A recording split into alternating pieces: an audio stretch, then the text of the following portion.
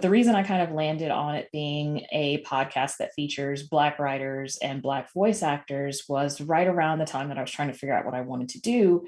Fireside Fiction, which is a big publication in the speculative fiction space, came out with a report that detailed the demographics of authors who had had their work published in the previous year. And 2 point something% of work that was published was by Black writers. Now, obviously, in America, the population of Black people is about 13%. So big gap, there. It's not like Black people don't write.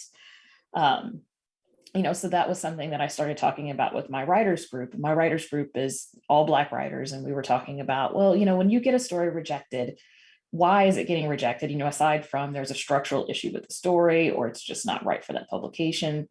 And the thing that we all heard consistently over and over again was the story was too Black, or the story was not Black enough.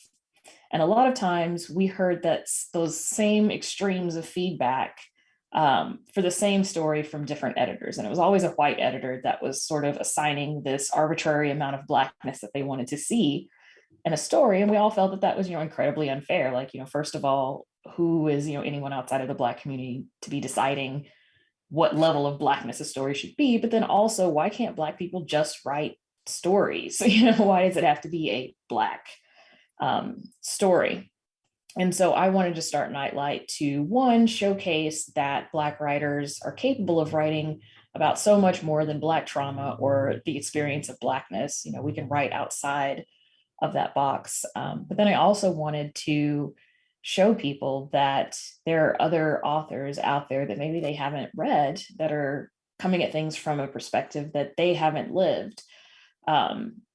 And so I wanted to give them an opportunity to discover new authors that might share their perspective on things, so that they can be exposed to a new experience. Because I think that art is the way to bring us together.